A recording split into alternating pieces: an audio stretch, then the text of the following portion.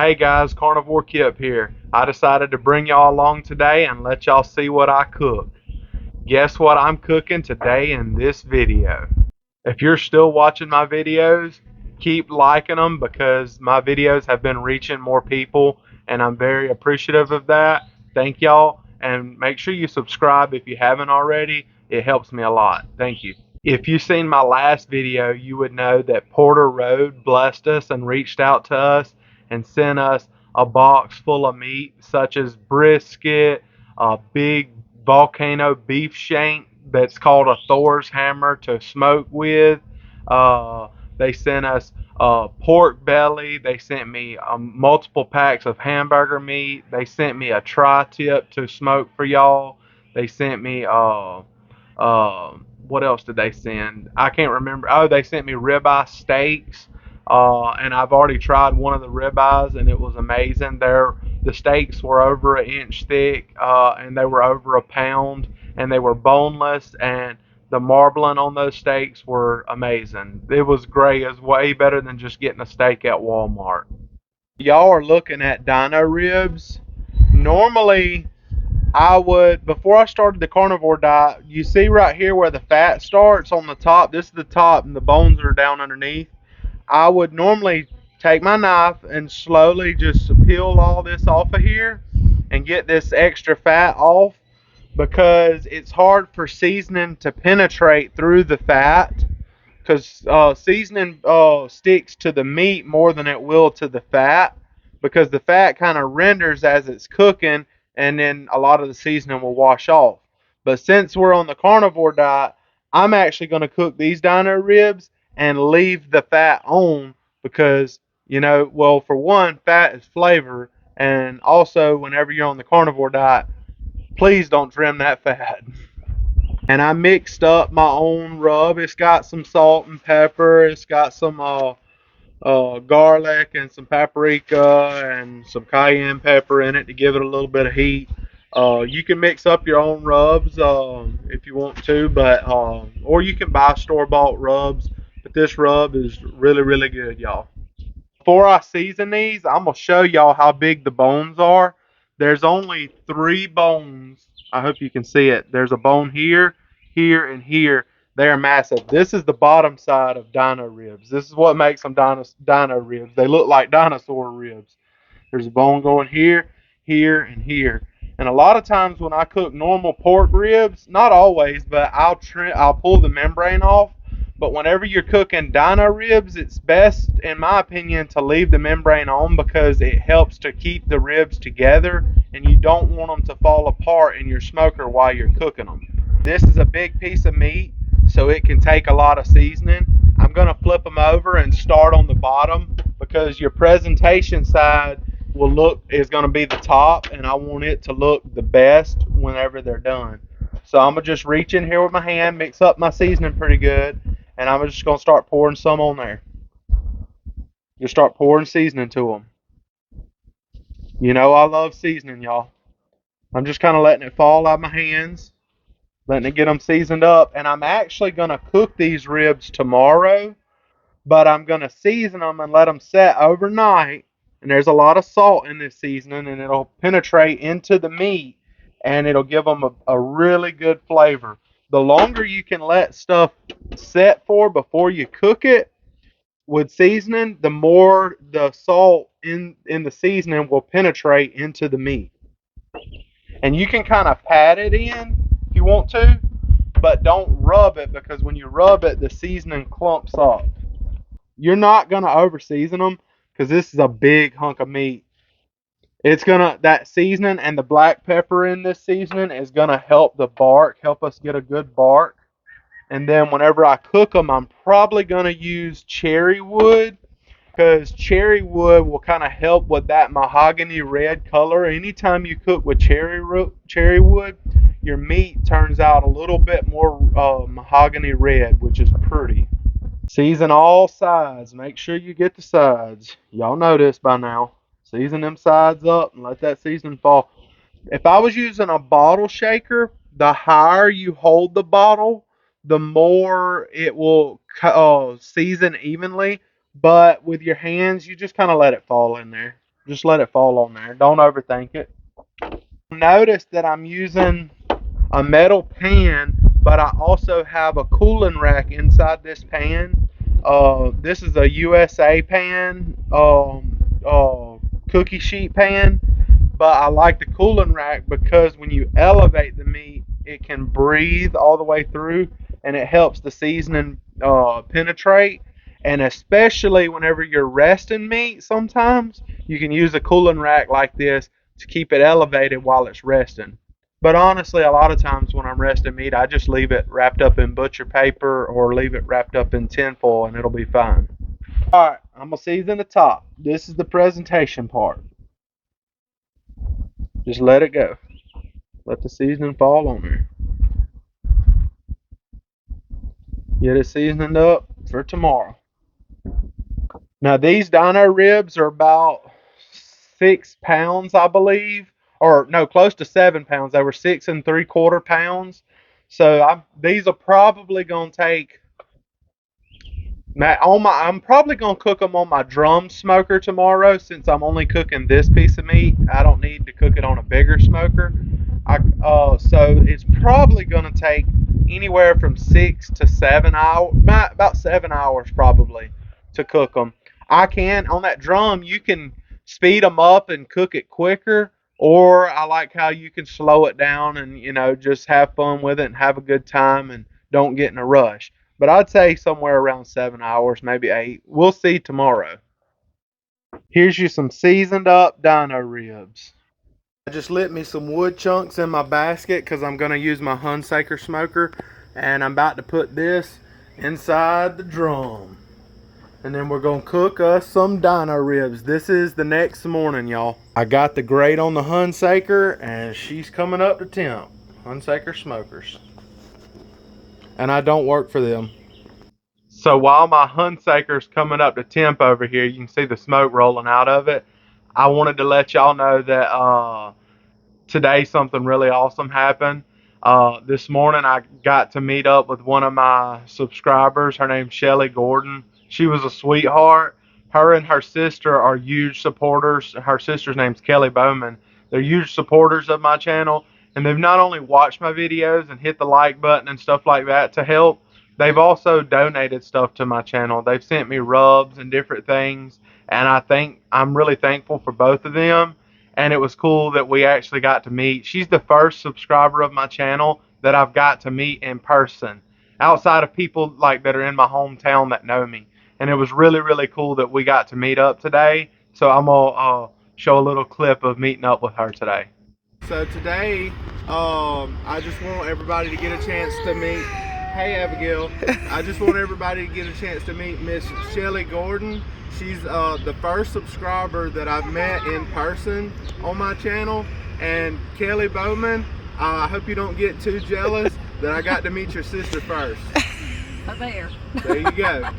I'm actually shocked that some of y'all didn't get it right whenever we were guessing on what I'd be cooking first on here from the meat that porterroad sent me. Come on now. I told y'all in that last video that my favorite cut of beef ever is dino ribs. So I had to cook them first because to me, I haven't had anything better off of a cow than good, juicy, with a good bark, good smoke flavor, dino ribs. So it's about 9 o'clock in the morning. Let's get ready to toss us these dino ribs on the pit. Thank you, porterroad. Porterroad, they did send me all this meat to cook for y'all for free of charge. And I am going to put an affiliate link in the bottom of this video. That way, if any of y'all would like to purchase any of this meat, because I'm going to be cooking tri-tips soon, and some of y'all can't get tri-tips locally, but they have them on their website. They have the Thor's hammer, which I'm very excited to cook. You can get whole briskets, brisket flat, brisket lean. The brisket point.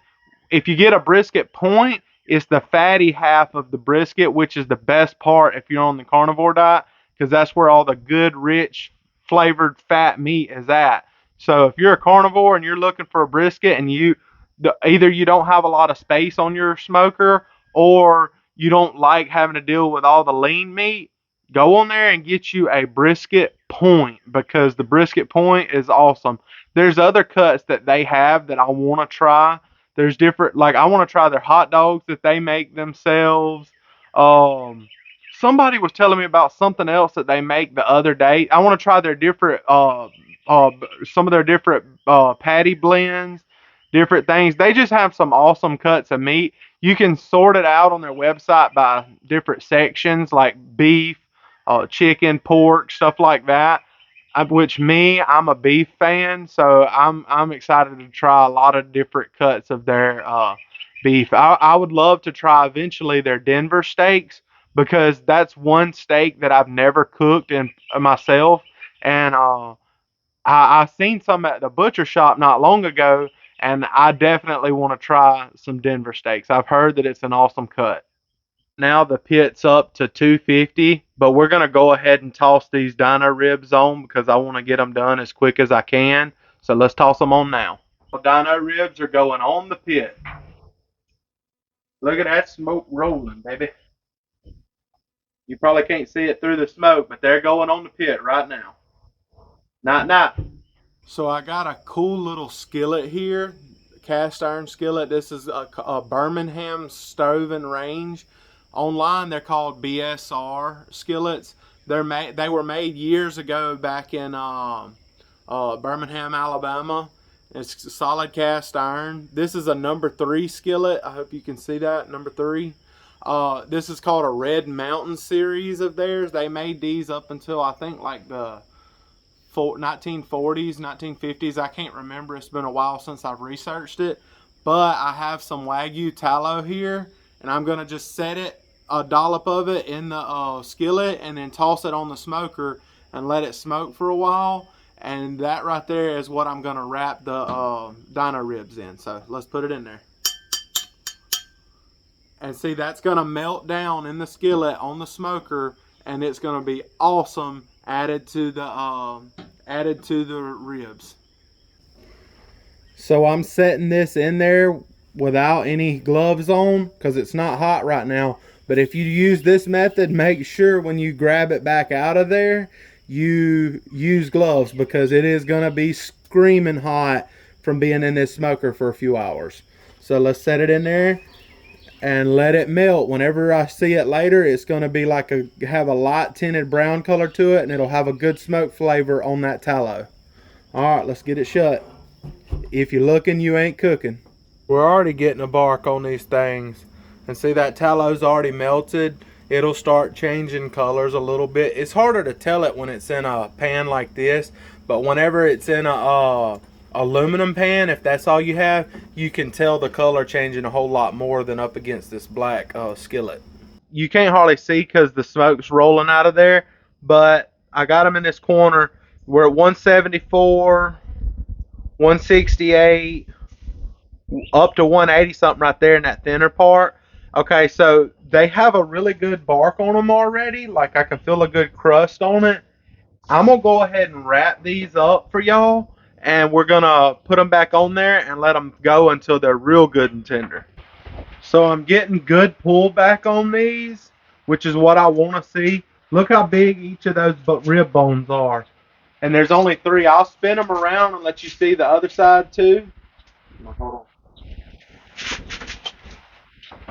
So I just pulled them off the pit. What I'm going to do is I'm going to wrap them up. And I normally would use butcher paper, but I thought about y'all, and most people don't have butcher paper on standby. So I'm going to use aluminum foil. We call that the Texas crutch, and because that's what a lot of people use whenever they need a crutch, they're in a hurry, and they're trying to get these ribs done as quick as possible. So I'm using the Texas crutch. I'm going to take this tallow that's in this skillet, and it's been on the smoker for a few hours, and I'm just going to pour it on the ribs. And it is hot. That's why I'm using a welding glove, because it is hot. But that oil is going to be good to have in this aluminum foil with these dino ribs. So I'm going to wrap them up, and I have 2 pieces of aluminum foil just in case, because a lot of times you can cut through your bone. And I'll double wrap them, and then if I need to, I can always use more aluminum foil if I need to. So I'm going to go ahead and wrap them up for y'all. And this is heavy duty. I buy my aluminum foil in bulk. I buy the big things of aluminum foil. But when you're cooking barbecue a lot, it's best to not get regular aluminum foil. It's best to get the wide aluminum foil, because your normal aluminum foil is about right here. The wider aluminum foil works better, especially for like brisket and stuff like that. It's just easier to work with. And this kind of aluminum foil is heavier duty too. It's not as thin. Alright, so let's get them wrapped up. And then we're going to toss them back on the pit. These ribs are getting done quicker than I thought, which is fine. That's what I want, because I got a late start today. So I'll still have these ribs ready for supper this evening. I'm going to spin them sideways and then do the same thing again. That second wrap is just an extra precaution to keep the juices in there with them, because the more moist juice you can keep in there with them, the better. You can drizzle it over them when they're done cooking, and it's just, oh man, it's good. Just get them wrapped up. You ain't got to be perfect. You just do the best you can with what you got. Get them wrapped up, and I'm going to toss them back on the pit. Set them back on there real quick. And just let them go. And I have them bone side down, so the meat's up here. You can put them in bone side up, bone side down. It don't matter. Just take a pick, let them go. Let's check these ribs. They should be ready, y'all. I got me a little hole poked in the top. You don't want to poke a bunch of holes in here, because then you're going to let more air out. But I got a hole poked right here, and you can move it and poke in different areas. Let's see how they're doing. 204. You see how easy that went in them? 208, 209. Guess what that's telling me, y'all? These ribs are done. And that's my little chef's temp thermometer that they sent me to review and test out. It's a good little thermometer. I like it, and I like my Thermopin. Alright, y'all, this has been inside resting on my booze block, and I'm gonna go ahead and open it up and show it to y'all. Dino Ribs. And they are done. You got any extra juice? Just kind of drizzle, let it fall on. Let it fall on. Look at that. They gonna be good, y'all. They done, y'all.